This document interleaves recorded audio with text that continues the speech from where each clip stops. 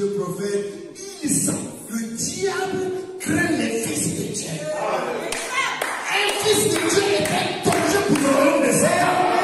Voilà pourquoi Satan va écouter.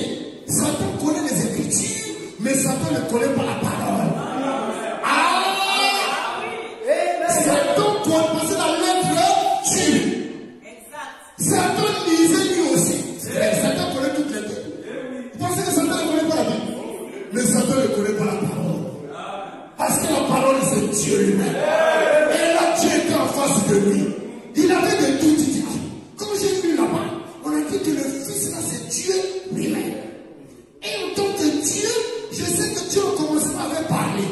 Et quand il avait parlé, ce qu'il avait dit, c'était accompli. Maintenant, toi là, si toi aussi tu es fils de Dieu, ordonne que ces pierres, ordonne que ces pierres, ordonne que ces pierres deviennent parce que de la même manière que ton père là-bas avait parlé, si Dieu tient ce fils-là, toi aussi parle. Et moi je veux voir les résultats. Alléluia. Mais il avait affaire à 10 000 volts. Alléluia. Toute puissance de la divinité condensée. Vous devez obéir à Satan. Un fils de Dieu n'obéit pas à Satan. Quelle que soit les difficultés, un fils de Dieu, une fille de Dieu ne va pas saigner devant la personne de Satan. Mais qu'est-ce qui avait fait que Jésus puisse le vaincre? Frère Branham me dit, il avait tout le pouvoir, mais il n'a pas utilisé son pouvoir. Il avait vaincu par, il était écrit, il était écrit, il était écrit, il était écrit, il était écrit, il était écrit. Comme Satan était rentré dans un terrain qu'il ne maîtrisait pas. Alléluia. Le terrain de l'île est écrit. Le diable avait oublié qu'à il est écrit, on ajoute encore il est écrit. Et lui, comme ce n'était pas son domaine, il s'était essoufflé. Il a prié ses clics, ses claques. Il est reparti en enfer, raté passe. Alléluia!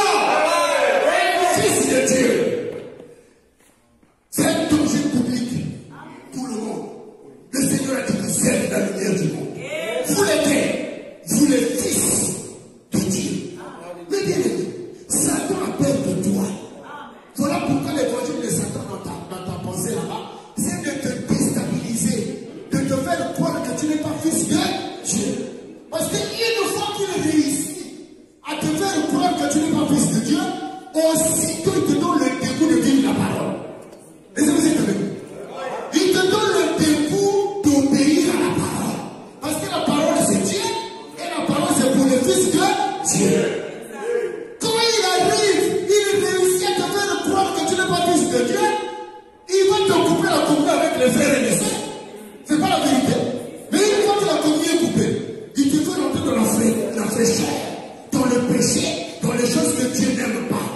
Mais quand tu prends conscience par toi-même que moi qui suis là, je suis fils de Dieu, mais tu vas t'adapter à vivre comme le fils de Dieu vit. Alléluia. C'est pas ça. Tu vas te comporter comme un fils de Dieu. Amen. Tu vas t'habiller comme le fils de Dieu s'habille. Tu vas parler comme le fils de Dieu, le fils de Dieu parle. Mais quand le diable réussit par sa malice à te faire croire que tu n'es pas fils de Dieu, un mot, on va plus le faire dans l'église.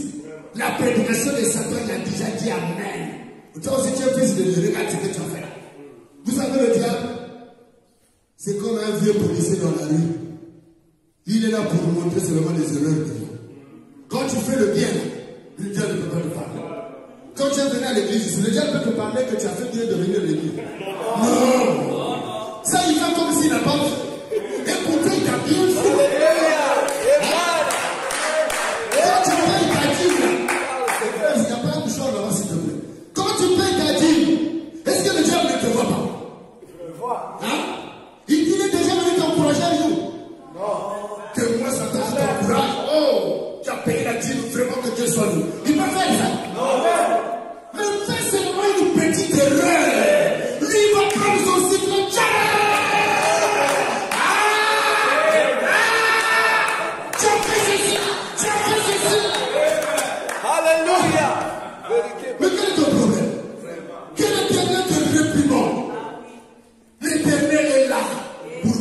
ses enfants. Dieu ne peut jamais abandonner